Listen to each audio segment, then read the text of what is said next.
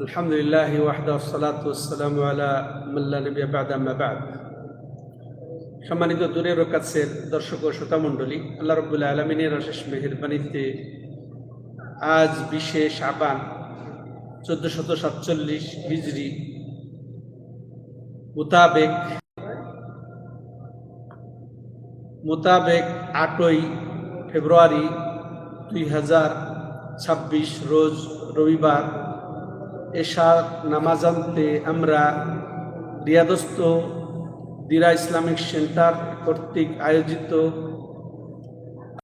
মসজিদ থেকে আমরা আমাদের ধারাবাহিক ক্লাস শুরু করতে যাচ্ছি। আর আমরা জানি আমাদের এই ধারাবাহিক ক্লাস নিয়মিত যেটা হয় সেটা সামাতুল শেখ আব্দুল আজিজ বিন বাজ রাহিমাহুল্লাহ রচিত প্রসিদ্ধ কিতাব আদ-দুরুস আল-মুহিম্মা লিআম্মাতিল উম্মাহ, সাধারণ মুসলিমদের জন্য গুরুত্বপূর্ণ বিষয় থেকে। তো ইতিপূর্বে আমরা 13টি ক্লাস উপভোগ করেছি। আজকে 14তম ক্লাস। তো 14তম ক্লাসে লেখক রাহিমাহুল্লাহ যেটা বর্ণনা করেছেন তা আমরা শুনব।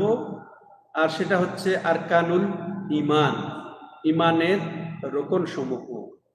ঈমানের রোকন সমূহ ইনি বর্ণনা করতে গিয়ে তার ছোট্ট কিতাব কিন্তু ব্যাপক, তিনি বলছেন যে ওয়াহিয়া, আর আরকানুল ঈমান মানে ঈমানের রোকনগুলো, আর সেগুলো কি? ওয়াহিয়া আন তুমিনা বিল্লাহি ওয়া মালাইকাতি ওয়া কুতুবিহি ওয়া রুসুলিহি ওয়াল ইয়াউমিল আখিরি ওয়াল কদরি খাইরিহি ওয়া শাররিহি মিনাল্লাহি তাআলা। আর আরকানুল ঈমান গুলা হচ্ছে, মানে রোকন গুলা হচ্ছে যে তুমি বিশ্বাস করবে স্বীকৃতি সহ আল্লাহর উপরে, তার ফেরেশতাদের উপরে, তার কিতাব সমূহের উপরে, তার রাসূলগণের উপরে, তারপরে পরকালের উপরে, এবং তাকদীরের ভালো মন্দ এটা আল্লাহর পক্ষ থেকে, এর উপরে। এই 6টা, ঠিক আছে? তো আমরা ঈমান, আরকানুল ঈমান, আরকান রুকনের বহুবচন। তো ঈমানের শাব্দিক অর্থ হচ্ছে আত-তাসদীক ওয়াল ইকরার, অর্থাৎ আমরা বলবো স্বীকৃতি সহ বিশ্বাস করা, স্বীকৃতি সহ বিশ্বাস করা, এটা শাব্দিক অর্থ। শরীয়তের পরিভাষায় ঈমান হচ্ছে যে বিশ্বাস করা স্বীকৃতি সহ আল্লাহর উপরে, তারপরে ফেরেশতাদের উপরে, কিতাবসমূহের উপরে, রাসূলগণের উপরে, পরকালের ভালো মন্দ আল্লাহর পক্ষ থেকে তার উপরে। এটা হচ্ছে শরীয়তের পরিভাষায়। আর বলছিলাম যে ঈমান 3টি বিষয়ের সমষ্টির নাম কি? ঈমান। তো 3টি বিষয়ের প্রথম বিষয় হচ্ছে কি? অন্তরের দৃঢ় বিশ্বাস স্বীকৃতি সহ, আর মৌখিক সাক্ষ্য স্বীকৃতি সহ। এই অন্তরের দৃঢ় বিশ্বাস, মৌখিক সাক্ষ্যের দাবি পূরণ করা, অর্থাৎ আমল করা, অঙ্গ প্রত্যঙ্গের আমল, এই 3 বিষয়ের সমষ্টির নাম হচ্ছে শরীয়তের এটা আমল নামের সমষ্টি হচ্ছে ঈমান। 3টি বিষয় একটি যদি না থাকে ঈমানদার হওয়া যাবে না। বিশ্বাস নাই, মুখে আছে, মুনাফিক, তাই না? আবার বিশ্বাস আছে, মুখেও দাবি করে, আমল করে না, একে কি বলবেন? এও চলবে না। আমলও ঈমানের অন্তর্ভুক্ত, আমলও ঈমানের অন্তর্ভুক্ত। আর এই ঈমান বাড়ে এবং কমে। ঈমান ইয়াজিদু ওয়া ইয়ানকুস, ইয়াজিদু বিত-তাআ ওয়া ইয়ানকুসু বিল মাসিয়া। যে যত বেশি নেক আমল করবে তার তত ঈমান বৃদ্ধি পাবে, যে যত গুনাহ করবে তার ঈমান তত কমবে, কমতে কমতে শেষও হয়ে যেতে পারে। কিসের শেষ হয়? ঈমান শেষ হয়ে যায়, বাতিল হয়ে যায়, নষ্ট হয়ে যায়। কিসে? শিরকের মাধ্যমে, কুফরির মাধ্যমে ঈমান বাতিল হয়ে যায়। তাহলে ঈমান কমে বাড়ে, পার্থক্য আছে। সবার ঈমান একরকম নয়। আবু বকর রাদিয়াল্লাহু তাআলা আনহুর ঈমান অন্য সাহাবাদের মতো নয়, সাহাবাদের ঈমানের মতো তাবেঈনদের ঈমান নয়, তাবেঈনদের ঈমান মতো ইমামদের ঈমান নয়, ইমামদের ঈমানের মতো যারা মাশাআল্লাহ সাধারণ মানুষ, সাধারণ মুমিন, তাদের ঈমান নয়। তাহলে ইমান বাড়ে, আমলের মাধ্যমে বাড়ে। জাদাতুহুম ঈমানা ওয়া ইযা তুলিয়াত আলাইহিম আয়াতুহু জাদাতুহুম ঈমানা, যখন তাদের উপরে আয়াত তেলাওয়াত করা হয় ইমান তাদের বেড়ে যায়। ঠিক আছে ভাইরা? হ্যাঁ, তাহলে ইমান বাড়ে। এই ইমানের রোকন কয়টি? 6টি, যেটা আমরা সংজ্ঞাতেই জানলাম। তো ওইগুলাই হচ্ছে ইমানের রোকন, ওগুলাই হচ্ছে ইমানের রোকন। তো আমরা 6টি রোকনের প্রথম রোকন আজকে আলোচনা করব। ঠিক আছে ভাই? 6টি প্রথম রোকন হচ্ছে কি? আল্লাহর প্রতি ঈমান। এই ঈমান, আল্লাহর প্রতি ঈমান, এটা সবচেয়ে গুরুত্বপূর্ণ। আল্লাহর প্রতি ঈমান এটা সবচেয়ে গুরুত্বপূর্ণ। তো তবে 6টা যে বিষয়, প্রত্যেকটার উপরেই ঈমান রাখতে হবে, একটা আরেকটার সাথে জড়িত। আমরা ঈমানের 6টি রোকনের একটি যদি কেউ অবিশ্বাস করে আমাদের মধ্যে কেউ, তাহলে সে কাফের হয়ে যাবে। আল্লাহর উপরে ঈমান, শুধু আল্লাহর উপরে ঈমান রাখলেও চলবে না, ফেরেশতাদের উপরে, আবার মনে করে পরকালকে বিশ্বাস করে না, কিয়ামতকে বিশ্বাস করে না, সে কি হবে? কাফের হয়ে যাবে। বুঝে আসলো? তাহলে এটা হলে চলবে না, প্রত্যেকটার উপরে ঈমান আনা জরুরি। হ্যাঁ, তো ঈমান আনা বা ঈমানের রোকনের দলিল সূরা বাকারার ওই আয়াত, লাইসাল বিররা আন তুওয়াল্লু উজুহাকুম কিবালাল মাশরিকি ওয়াল মাগরিব ওয়ালাকিন্নাল বিররা মান আমানা বিল্লাহ, এখানে আছে। 5টি আছে। আর আছে ওয়া কুল্লা শাইইন খালাকনাহু বিকদার, যে আমি প্রত্যেক জিনিসই সৃষ্টি করেছি কিসের মাধ্যমে? তাকদীরের মাধ্যমে নিরূপণ করেছি। ঠিক আছে? এই তাহলে 6টি রোকনের আমরা কোরআন থেকে দলিল পেলাম। এরপরে আবার আমরা হাদিস থেকে দলিল নেব। কি? হাদিসে জিবরিল, প্রসিদ্ধ হাদিস আছে, ওই হাদিস পরিচিত কি নামে?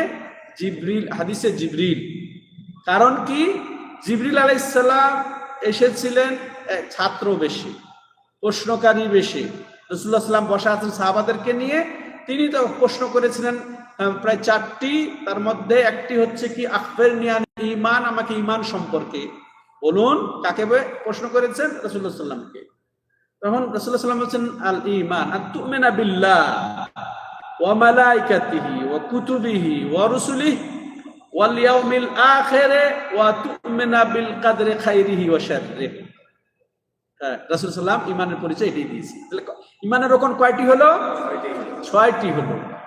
আমাদের অনেক বইয়ে দেখবেন, প্রচলিত অনেক বইয়ে দেখবেন যে 7টি, কিন্তু রাসূল সাল্লাল্লাহু আলাইহি ওয়াসাল্লাম জিবরিলের প্রশ্নের উত্তরে দিয়েছেন, যেটা সহিহ মুসলিমে এসেছে, আবু দাউদে এসেছে, তিরমিজি এবং আহমদও বর্ণনা করেছে তার মুসনাদে।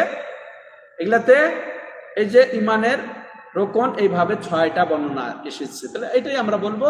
আল বা'থ বাদাল মাউত, 7ম যে রোকন আরেকটা বলা হয় যে পুনরুত্থান, মৌতের পরে পুনরুত্থান, এটা আসলে পরকালের উপরে ঈমানের মধ্যেই অন্তর্ভুক্ত। বুঝে আসছে? তার অর্থ ওটা বাদ না, ওটাও ঈমানের রোকনের ওই যে 5ম রোকনের মধ্যেই অন্তর্ভুক্ত। বুঝে আসলো? তাহলে 6টা যেটা দলিল কোরআন থেকে আমরা পেলাম, এবং জিবরিল, হাদিসে জিবরিলের মধ্যেও আমরা পেলাম যে ঈমানের রোকন 6টি। তাহলে আমরা দলিল পেলাম কোরআন এবং হাদিস থেকে ঈমানের রোকনগুলার। এবার আসেন সংক্ষেপে আমরা আল্লাহর প্রতি ঈমানের ব্যাপারে আলোচনা করব। আর এটা সবচেয়ে গুরুত্বপূর্ণ, সবচেয়ে মহা রোকন কোনটি? আল্লাহর প্রতি বিশ্বাস, তাই না? আল্লাহর প্রতি স্বীকৃতি সহ বিশ্বাস। ঠিক আছে? এটা হচ্ছে সবচেয়ে সেরা, শ্রেষ্ঠ ভিত্তি, এবং ওগুলাও এর অন্তর্ভুক্ত। তো আল্লাহর প্রতি ঈমান এর আবার 4টা দিক আছে, অপরিহার্য দিক। আল্লাহর প্রতি ঈমানের কয়টি দিক? 4টি দিক। এই 4টি দিক পূরণ না হলে সেও মুমিন হতে পারবে না, আল্লাহর প্রতি ঈমানদার হতে পারবে না। আল্লাহর প্রতি ঈমানদার না হলে ফেরেশতাদের প্রতি ঈমানদার কেমনে হবে? তাই না? আর অন্যদের প্রতি ঈমানদার হতে, আল্লাহর প্রতি ঈমানদার হতে হলে কয়টা দিক পূর্ণ করতে হবে? কয়টা আনোয়ার? 4টা। এবং ভালো করে আজীবনের জন্য এটা জেনে নেন। প্রথম, আল্লাহ রাব্বুল আলামিনের ওজুদ, অস্তিত্বের উপরে ঈমান, যে আল্লাহ একজন আছেন, স্রষ্টা একজন আছেন, মাবুদ একজন আছেন, এই ওজুদ অস্তিত্বকে মেনে নেওয়া। ঠিক আছে? তো এটা নাস্তিকদের বিপরীত আকীদা, নাস্তিকদের বিপরীত কথা। নাস্তিকরা বিশ্বাস করে না, তাই না? নাস্তিকরা একজন স্রষ্টা আছেন, একজন আল্লাহ মাবুদ আছেন, এটা বিশ্বাস করে না। আর তাহলে আমাকে বিশ্বাস করতে হবে। তাহলে সমস্ত নাস্তিক ছাড়া যত আস্তিক আছে, ধর্মাবলম্বী যারা দিনদার যারা, আমরা দিনদার আসলে, আর ওরা ধর্মাবলম্বী। আমরা ধর্ম বলবো না, শব্দটা দিন বলবো। দিন হচ্ছে ইসলাম, ইন্না দীনা ইনদাল্লাহ ইসলাম। তো আমরা তো আছি। এছাড়া খ্রিস্টান, ইহুদি, হ্যাঁ, হিন্দু, বৌদ্ধ, যত রকমের অমুসলিম বা ইসলাম ছাড়া অন্য ধর্ম আছে, সেগুলো সবাই কিন্তু বিশ্বাস করে আল্লাহকে, স্রষ্টাকে বিশ্বাস করে, ওরা আস্তিক। এছাড়া এক তৃতীয় শ্রেণীর আছে তারা বিশ্বাস করে না, স্রষ্টা বলতে কিছু আছে, বিশ্বাস করে না, নাস্তিক। এদের বিপরীতে আপনাকে অবশ্যই বিশ্বাস করতে হবে। আর আল্লাহ যে আছেন, স্রষ্টা যে আছেন, এটা 4 ধরনের দলিল দ্বারা সুসাব্যস্ত, শুধু সাব্যস্তই নয়। প্রথম, যে ফিতরাত, আল্লাহ রাব্বুল আলামিন যে সৃষ্টি করেছেন, সৃষ্টিগতই ভাবে মাখলুকের একটা ধ্যান, ধারণা, বিশ্বাস জন্মে যায় যে স্রষ্টা একজন আছেন, সৃষ্টিগত ভাবেই। এটা জন্মগত ভাবেই, প্রাকৃতিক ভাবে, যেটা প্রাকৃতিক যদি বলেন, হ্যাঁ, কিন্তু প্রাকৃতিক বলা খুব ভয়ানক। আবার হ্যাঁ, প্রাকৃতিক নিয়মে দেশ চলছে, প্রাকৃতিক নিয়মে দুনিয়া চলছে, এটা তাহলে ওরা হচ্ছে জড়বাদী, নাস্তিক। কিন্তু স্বাভাবিক নিয়মে যদি বলেন যে আল্লাহ প্রদত্ত স্বাভাবিক নিয়মে চলছে, আল্লাহ রাব্বুল আলামিনের জন্মগত যে বিশ্বাস আল্লাহ রাব্বুল আলামিন দান করেছেন প্রত্যেককে, সেটা হল ঠিক আছে, প্রাকৃতিক। হ্যাঁ, তবেই ভাবে আল্লাহ প্রদত্ত যেটা, সেটা, আর সেটা নষ্ট না করা পর্যন্ত এটা সঠিক থাকে। এটা হচ্ছে ফিতরাত। এক কথায় যদি বলেন ভালো ভাষায়, সহজাত, যেটা আমাদের আকীদা, চিন্তা চেতনা, সহজাত মানে জন্মগত, যেটা আমাদের চিন্তা চেতনা, আকীদা, বিশ্বাস, ওটা দাবি হচ্ছে, বলছিলাম কি, আল্লাহর অস্তিত্বের প্রমাণ কয় ভাবে? 4 ভাবে। প্রথম বলছিলাম ফিতরাত, অর্থাৎ সহজাত বা জন্মগত যে আকীদা, বিশ্বাস, এর দাবি, সেটা হচ্ছে ফিতরাত। দাবি হচ্ছে কি, যে একজন স্রষ্টা আছেন, হ্যাঁ, একজন স্রষ্টা হবেন। তো এটা, তো এই সহজাতের কথা আল্লাহ রাসূলুল্লাহ সাল্লাল্লাহু আলাইহি ওয়াসাল্লাম বলেছেন। এটা 1 নাম্বার। আল্লাহর ওজুদের উপরে দলিল বা দাবি, সেটা 1 নাম্বার কি, সহজাত, যেটা আমাদের জন্মগত চিন্তা চেতনা, আকীদা, বিশ্বাস, ব্রেনে, সেটার দাবি। দ্বিতীয়ত হচ্ছে কি, যে সেটা হচ্ছে কি, যে আকাল, যুক্তিতেই ধরে যে একটা স্রষ্টা হতেই হবে, একজন স্রষ্টা হতেই হবে, এটা যুক্তি। তৃতীয় কি, যে শরীয়তের দলিল, কিতাবের দলিল। তৃতীয় কি, যে অনুভূত, এটা বাস্তবসম্মত অনুভূত, এটা অনুভব করা যায় যে একজন স্রষ্টা আছেন। তাহলে কয় ধরনের হলো? যে এটা একটা সহজাত আকীদা, বিশ্বাসের দলিল, চিন্তা চেতনার দলিল, সহজাত, যেটা জন্মগত বিশ্বাসের দলিল, এটা মনে রাখেন। দ্বিতীয়ত হচ্ছে যুক্তিতেই বলে যে একজন স্রষ্টা হবেন, আছেন। তৃতীয়টা কি, কোরআন হাদিসের দলিল বা কিতাবের দলিল। চতুর্থ কি, যে বাস্তবে অনুভূত, হ্যাঁ, এটা পঞ্চ ইন্দ্রিয় দিয়ে অনুভব করা যায় যে একজন স্রষ্টা আছেন। বুঝে আসলো? খুব জটিল আলোচনা, এটা অত মজার না, এখানে অত কষ্ট দিলে হবে না। এটা সবচেয়ে হক কথা আর সবচেয়ে তেতো। ইমানের কথা, আকীদার কথা, তাওহীদের কথা তিতা, কিন্তু ফরজে আইন, এটা বুঝতেই হবে আপনাকে, আমাকে। তাহলে 4 ধরনের দলিল প্রমাণ হয় কি, যে আল্লাহ রাব্বুল আলামিন আছেন, হ্যাঁ, স্রষ্টা একজন আছেন। 4 ধরনের দলিল। একটু আমরা এতে যাই। আর এটার দলিল রাসূলুল্লাহ সাল্লাল্লাহু আলাইহি ওয়াসাল্লামের চমৎকার হাদিস, যেটা সহিহ বুখারী এবং মুসলিমে এসেছে, কুল্লু মাউলুদিন ইউলাদু আলাল ফিতরাহ ফাআবাওয়াহু ইউহাউইদানিহি আও ইউনাসসিরানি আও ইউমাজ্জিসানি, আখিরুল হাদিস। যে প্রত্যেক সন্তান জন্মগ্রহণ করে ফিতরাতের উপরে, অর্থাৎ ইসলামের উপরে। সহজাত যেটা খাঁটি ধর্ম, সেটা হচ্ছে ইসলাম। সহজাত ধর্মের উপরে, ফিতরাতের উপরে, হ্যাঁ, জন্মগত যেটা আকীদা চিন্তা সেটা হচ্ছে ফিতরাত। আর প্রত্যেক সন্তানই জন্মগ্রহণ করে ফিতরাতের উপরে, মানে সঠিক বিবেক চিন্তা চেতনার উপরে। বুঝে আসলো? তাহলে আমরা দলিল পেয়ে গেলাম। কিন্তু দুঃখজনক হলে সত্য যে কাফের ঘরে জন্মগ্রহণ করলেও কিন্তু ও ইসলামের উপরেই জন্মগ্রহণ করে। এই হাদিসে এটি বোঝা যাচ্ছে। মুশরিকের ঘরে, হিন্দুদের ঘরে জন্মগ্রহণ করলে সে ওই যে বলে না নিষ্পাপ শিশু, কিন্তু তার বাবা মা তাকে ইহুদি বানায় দেয়, খ্রিস্টান বানায় দেয়, অগ্নিপূজক বানায় দেয়, আউল মাজিসানি, অগ্নিপূজক বানায় দেয়। বুঝে আসলো? আচ্ছা, বাচ্চা কি নিখুঁত জন্মগ্রহণ করে না? পশুর বাচ্চা হোক বা মানুষেরই বাচ্চা হোক, নিখুঁত জন্মগ্রহণ করে। কান কাটাকে জন্মগ্রহণ করে, পরে কান কেটে যায়, উদাহরণ। তো তাহলে সঠিক ইয়ার সহজাত, তাহলে এইটা একটা দলিল যে সহজাত যেটার জন্য। এই যে দেখেন, আমি একটা উদাহরণ দিই, দীর্ঘায়িত করার সুযোগ নেই। ছোট বাচ্চা 1 বছর, 1.5 বছর, 2 বছর, যে এখনো মনে করেন তার চিন্তা শক্তি আসে নাই, বা তার শিক্ষা গ্রহণের শক্তি আসে নাই, কিছু দেখে কিছু শুনে যে শিখবে, এরকম যার এখনো সুযোগ হয় নাই, ঠিক আছে? এরকম বাচ্চা আছে না? 1 বছরের বাচ্চা ও বলে শিখাতে পারবেন? ও দেখেও শিখতে পারবে না। এইরকম বাচ্চাকে জিজ্ঞাসা করবেন যে আল্লাহ কোথায়, দেখবেন ওর ফিতরাত, স্বভাবগত জন্মগত যে চেতনা, ও বলে উঠবে আল্লাহ কোথায়।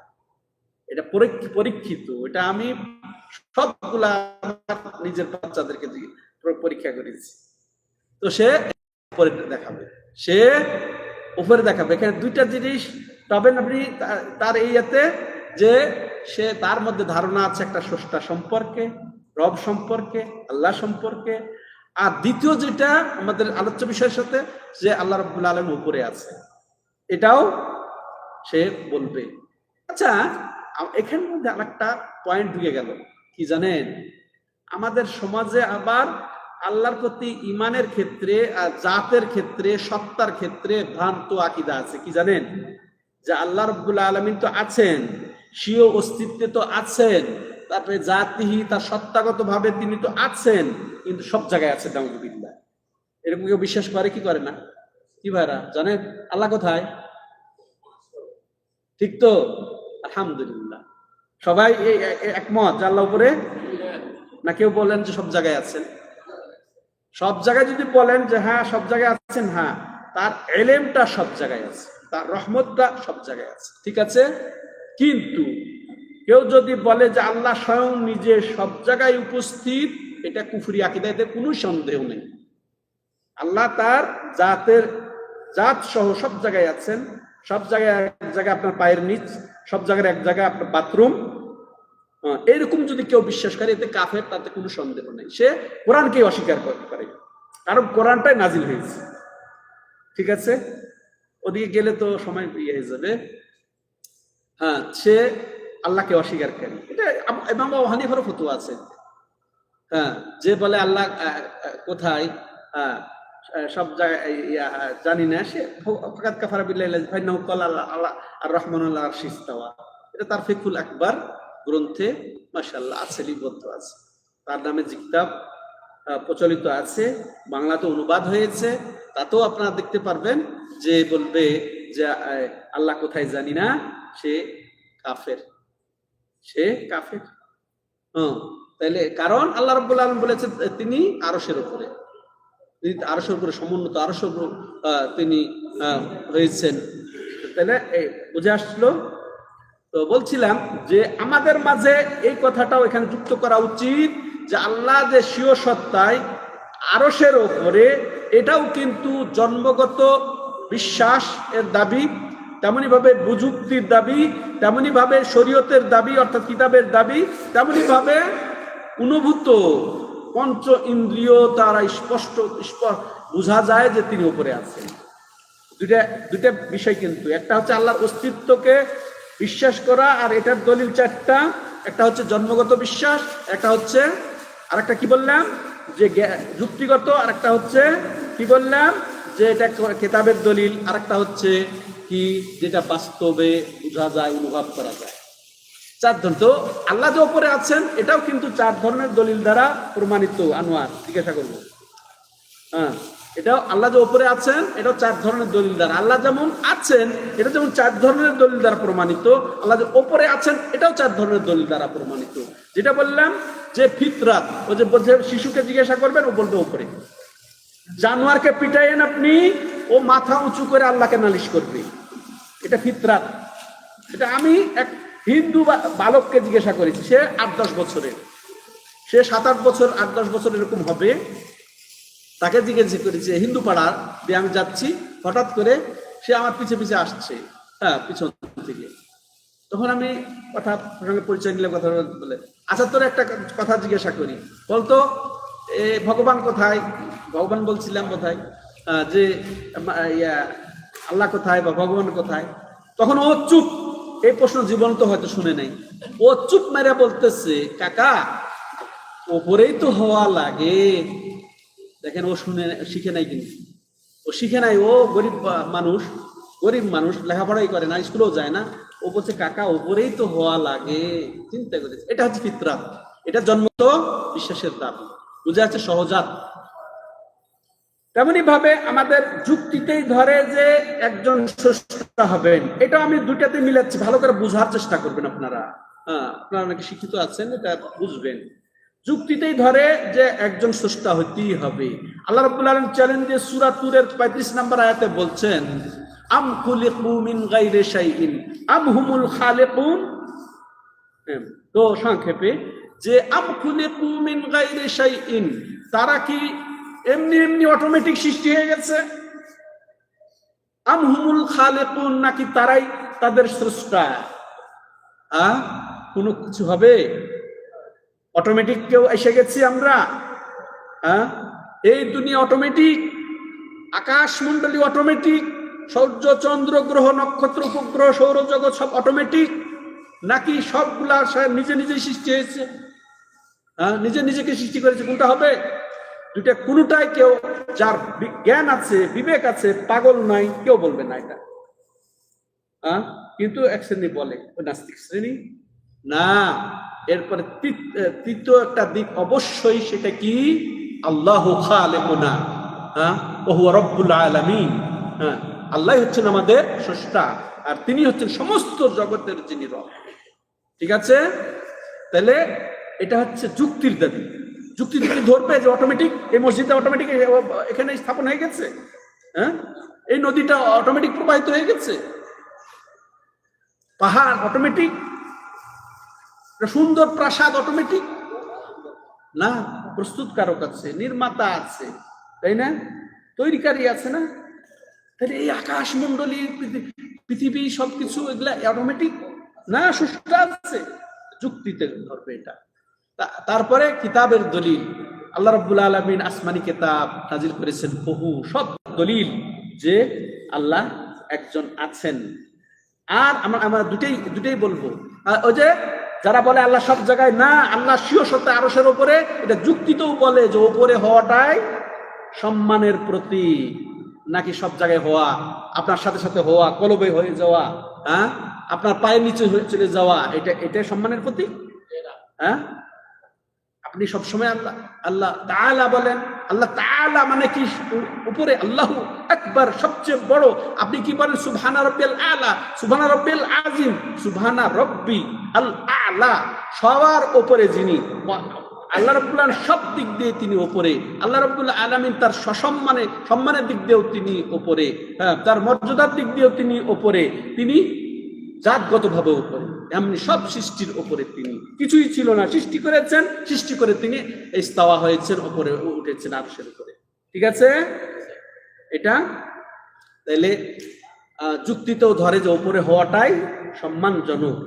এই যে আমি একটু কুর্সিতে বসেছি, একটু সম্মান দিয়েছেন আপনারা, তাই না? স্টেজ কি জন্য হয়? কার জন্য হয়? সম্মান দেওয়ার জন্য না? তো উপরে হওয়াটা এটা যুক্তির কথা, আকল বলে এটাকে, যে উপরে হবে না আল্লাহ। ঠিক আছে?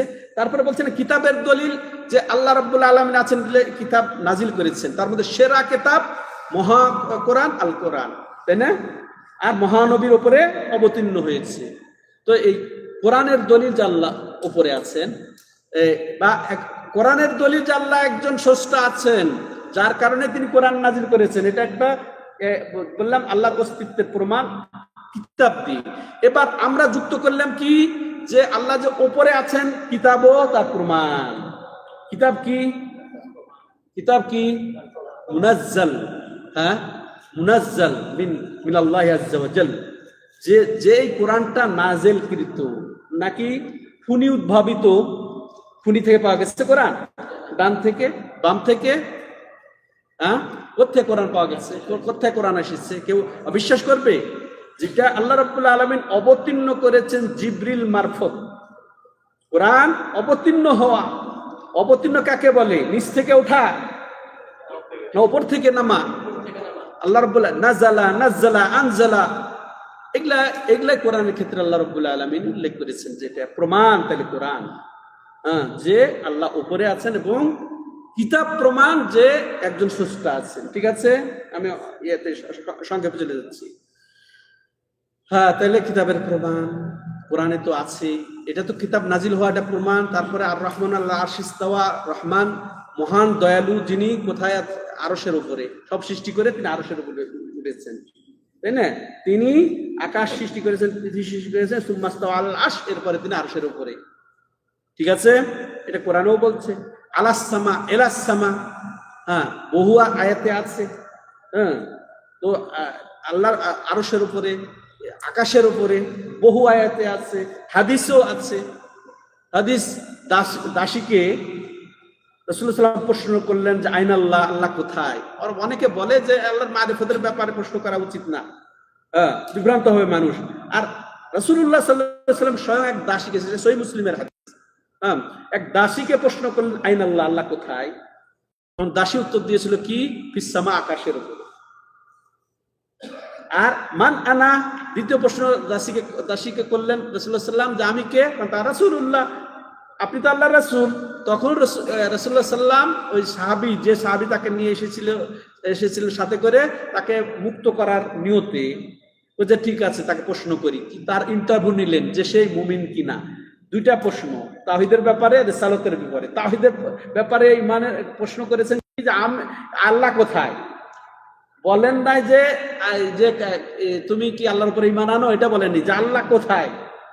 তখন ও বললো যে আল্লাহ আকাশের উপরে। আর বললো যে আনতা রাসূলুল্লাহ, আপনি আল্লাহর রাসূল। তাওহীদের উপরে সালাম, আতে খাফাইন্নাহা মুমিনা, তাকে মুক্ত করে দাও, সে মুমিন। চিন্তা করেছেন? এটা রাসূল, ইরহামু মান ফিস সামা ইয়ারহামুকুম মান ফিল আরদ, তোমরা জমিনে যত কিছু আছে তাদের প্রতি দয়া করো, তাহলে যিনি আকাশের উপরে আছে তিনি তোমাদের উপর দয়া করবে। কে আকাশের উপরে আছে? উনি তো সব জায়গায় আছে, প্রচলিত আকীদা মতে।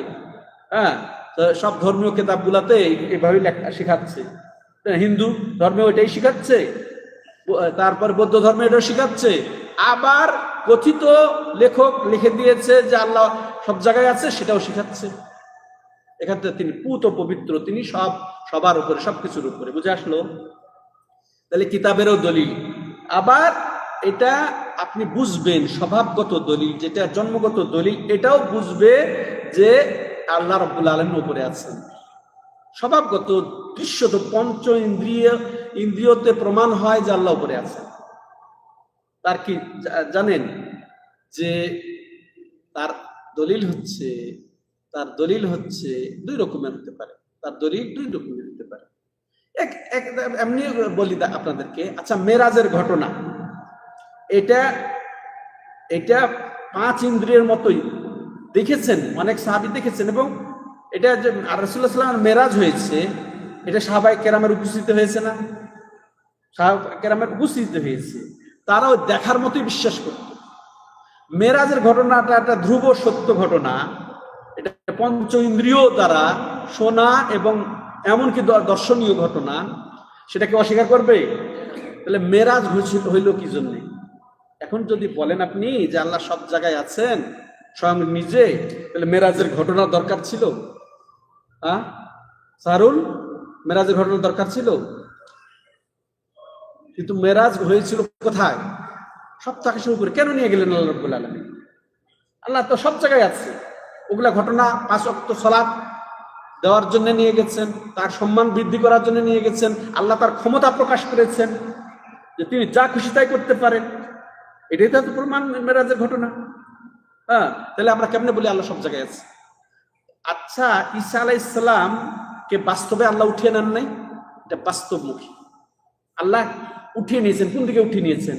নাকি ঢুকিয়ে নিয়েছেন? কোন জমিনে ঢুকিয়ে নিয়েছেন এরকম কোন হাদিসে এসেছে? কোন কোরআনে আছে? না কোথায়? বাল রাফাউল্লাহু ইলাইহি, বরং আল্লাহ রাব্বুল আলামিন তাকে তার দিকে উঠিয়ে নিয়েছেন। এটাই আহলে সুন্নাত ওয়াল জামাতের আকীদা, তার দিকে উঠিয়ে নিয়েছেন। এগুলো বহুত বলা যাবে। তাহলে আরো যে রাসূল সাল্লাল্লাহু আলাইহি সাল্লামের মেরাজ, এটা একটা মুজিজা। কোরআন একটা মুজিজা। কোরআনও দলিল যে আল্লাহ উপরে, মেরাজের দলিল আল্লাহ উপরে, আরো দলিল চন্দ্র দ্বিখণ্ডিত হয়ে যাওয়া। হ্যাঁ, যে চন্দ্র দ্বিখণ্ডিত হওয়া এটা আল্লাহর অস্তিত্বের প্রমাণ, যে আল্লাহ রাব্বুল আলামিন নবীদের অনেককে দান করেছেন মুজিজা, এমন অলৌকিক ঘটনা যেটা অন্যকে অপারগ করে দিয়েছে, তাই না? এটা কে করেছে? এটা স্রষ্টা যদি না থাকে কে করেছে? এটা আল্লাহ। ঠিক আছে, এটা তাহলে অস্তিত্বের দলিল। সম্মানিত দর্শক ও শ্রোতা মণ্ডলী,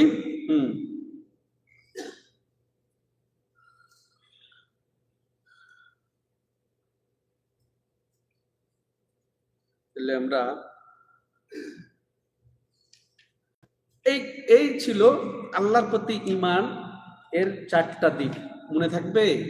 আল্লাহর ওজুদ, অস্তিত্বের উপরে ঈমান, আরশীয় সত্তা, আরশের উপরে, এটা আমরা ঢুকিয়ে নিব।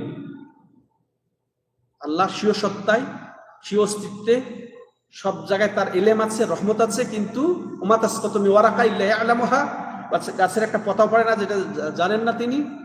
আর তিনি তার রহমতটা সব জায়গায় পরিব্যাপ্ত, বহুত আয়াত আছে। রহমতটা সব জায়গায় পরিব্যাপ্ত। আমরা যদি আল্লাহ কুল্লে মাকান, সব জায়গায় বিরাজমান, এটা ভ্রান্ত আকীদা। তার ইলম, তার রহমত সব জায়গায় পরিব্যাপ্ত, কিন্তু স্বীয় সত্তার উপরে আছে। এটাই সুবহান রাব্বিল আলা। হ্যাঁ, সুবহান রাব্বিল আলা, এটাই আমরা বলি। তো এটা তাহলে বোঝা গেল। তাহলে এই জাত সত্তাগত ভাবে এটা। তারপরে আল্লাহর এই যে আল্লাহর প্রতি ঈমানের বললাম কি একটা অংশ কি, আল্লাহর ওজুদের উপরে বিশ্বাস করা। আল্লাহর ওজুদের উপরে বিশ্বাস করার পরে দ্বিতীয় বিষয় বলেছিলাম যে আল্লাহর প্রতি বিশ্বাসের জন্য 4টি বিষয়। এটা একটি বিষয় হলো আল্লাহর ওজুদকে স্বীকার করা, অস্তিত্বকে স্বীকার করা। আর আল্লাহর অস্তিত্ব, ওজুদ, এটা প্রমাণিত হয় 4টি দলিলের মাধ্যমে, যেটা বললাম আপনাদেরকে, তাই না? আর এরপরে আমরা দ্বিতীয় এতে যাব, যে দ্বিতীয় আল্লাহর প্রতি বিশ্বাসের ক্ষেত্র হচ্ছে রুবুবিয়াতে বিশ্বাস করা। আল্লাহর রুবুবিয়াতকে মেনে নেওয়া। রুবুবিয়াত কি? আল্লাহর কর্মে আল্লাহকে একক বিশ্বাস, আফআলুল্লাহ। আল্লাহর কর্মে আল্লাহকে এক বিশ্বাস করা। আল্লাহর কর্মে আল্লাহকে একক, মানে আল্লাহ সৃষ্টিকারী, একক সৃষ্টিকারী। আল্লাহ প্রতিপালন, রব একক, মালিক একক, তারপরে রিজিকদাতা একক, রিজিকদাতা, বৃষ্টি বর্ষণকারী একক। এটা আর কারো কোনো হাত নাই এইসব কর্মে। ওলিয়া উলিয়ারও হাত আছে বলবেন, বৃষ্টি বর্ষণের ক্ষেত্রে, বিপদ আপদ মুক্তির ক্ষেত্রে, রিজিক দেওয়ার ক্ষেত্রে, বাচ্চার ক্ষেত্রে, কাফের, মুশরিক। বুঝে আসছে? তা আল্লাহর কর্মে আল্লাহকে একক বিশ্বাস করা, এটা। যেমন এবার বহুত আয়াত আছে, বহুত আয়াত আছে। আলা আলা আলাহুল খালকু ওয়াল আমর। জেনে রাখো, সতর্ক, সাবধান, যে জেনে রাখো যে আল্লাহর জন্যই সৃষ্টির হক এবং হুকুমের হক, মানে আল্লাহ হুকুমদাতা, আল্লাহ স্রষ্টা। তারপরে যালিকুমুল্লাহু রাব্বুকুম লাহুল মুলকু ওয়াল্লাযীনা তাদউনা মিন দুনিহি মা ইয়ামলিকুনা মিন কিতমির। যালিকুমুল্লাহ রাব্বুকুম লাহুল মুলকু লাহুল মুলকু, তারই একমাত্র রাজত্ব, বাদশাহী। এটা কারো আর লিমানিল মুলকুল ইয়াউম লিল্লাহিল ওয়াহিদিল কাহ্হার। তাইলে আল্লাহ তার কর্মে একক বিশ্বাস, এটার উপরে বিশ্বাস করা। আল্লাহর অস্তিত্বকে যেমন মেনে নিতে হবে, তেমন আল্লাহকে আল্লাহর কর্মে একক বিশ্বাস ও স্বীকৃতি দিতে হবে। এটা দ্বিতীয় বিষয়। তৃতীয় বিষয় উবুদিয়াতে, মানে আল্লাহ রাব্বুল আলামিন একক ইবাদতের হক। এবার বান্দার আমল কর্মে তিনি তাকে একক সাব্যস্ত করতে হবে। যত ইবাদত আছে, যত আমল আছে, সেগুলো সম্পূর্ণ আল্লাহর জন্যই শুধু দিতে হবে, সুপর্দ করতে হবে। কেউ এটা না করলে মুমিন হবে? আর যেটা আল্লাহর কর্মে আল্লাহকে একক বিশ্বাস না করলে মুমিন হবে? তিনটায় চলে গেল। এটা ইনশাআল্লাহ আলাদা ভাবে ইলাহুকুম ইলাহু ওয়াহিদ, হ্যাঁ তোমাদের মাবুদই একমাত্র মাবুদ।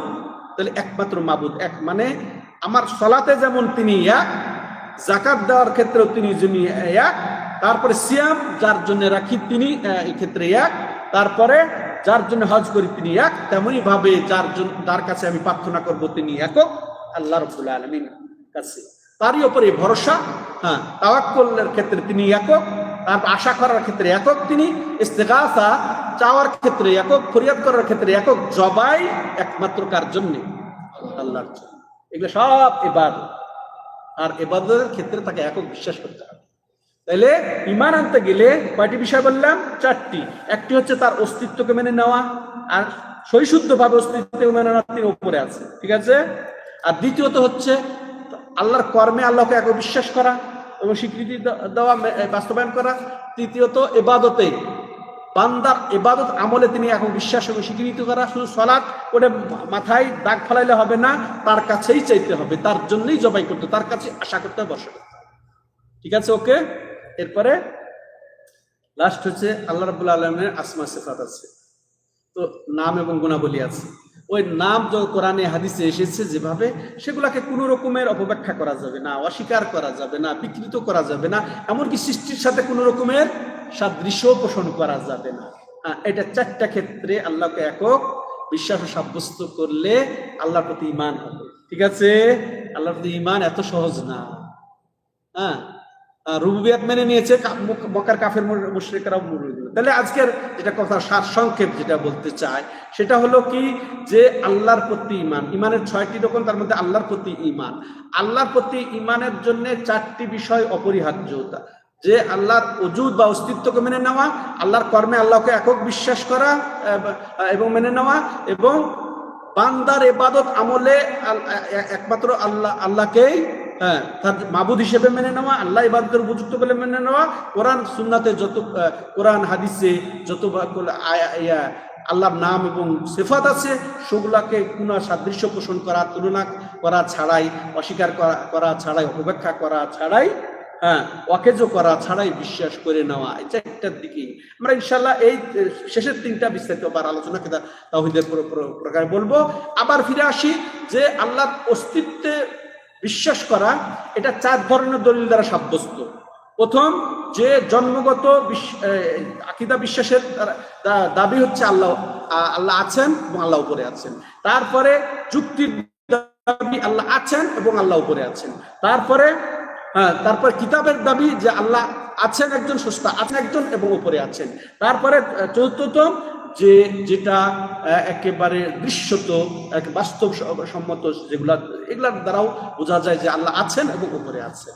আল্লাহ এইভাবে তার প্রতি ঈমান আনার তৌফিক দান করেন। আল্লাহ রাব্বুল আলামিন আমাদের ক্ষমা করে দেন, আল্লাহ আমাদের সুস্বাস্থ্য দান করেন, আল্লাহ আমাদের সুস্বাস্থ্য অবস্থায় রমজান পাওয়ার তৌফিক দান করেন। আল্লাহ রাব্বুল আলামিন সমস্ত মুসলমানদেরকে হেফাজত করেন, বিশেষ করে আল্লাহ আমাদের দেশকে হেফাজত করেন। সবাই দেশের জন্য দোয়া করেন, আল্লাহ যেন স্থিতিশীল একটা সরকার আমাদের জন্য দান করেন, যিনি তাকে আল্লাহকে ভালোবাসবেন, রাসূলকে ভালোবাসবেন, মুসলমানদেরকে ভালোবাসবেন, যে আল্লাহ রাব্বুল আলামিন তার দ্বীনের জন্য, তাওহীদের জন্য যাকে আল্লাহ রাব্বুল আলামিন পছন্দ করবেন তাকে যেন আল্লাহ আমাদের জন্য দিয়ে দেন। আমাদের মধ্যে যারা উত্তম তাদেরকে আল্লাহ রাব্বুল আলামিন দিয়ে দেন। আল্লাহ ফিতনা থেকে আমাদেরকে হেফাজত করেন। هذا وصلى الله على نبينا محمد وعلى آله وصحبه أجمعين.